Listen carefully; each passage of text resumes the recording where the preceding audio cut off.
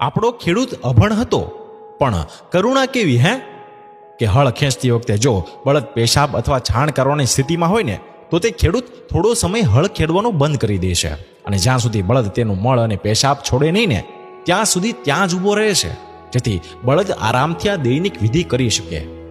આ હતી એક સામાન્ય પ્રથા. જીવો પ્રત્યેની આ ઊંડી કરુણા એ પણ આપણા મહાન પૂર્વજોમાં જન્મજાત હતી, જેમને આજકાલ આપણે અભણ કહીએ છીએ. આ બધું તો હજી માત્ર 25 કે 30 વર્ષ પહેલા સુધી આ બધું ચાલતું જ હતું.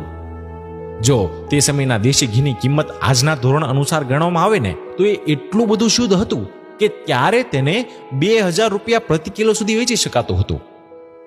અને ખેડૂત ખાસ કામના દિવસોમાં દર 2 દિવસે અડધો કિલો દેશી ઘી પોતાના બળદને ખવડાવતો હતો. અને વાત બીજી કરું તો કે ટીટોડી નામનું પક્ષી ખુલ્લા મેદાનની જમીન પર ઈંડા મૂકી અને એને સેવતું હતું.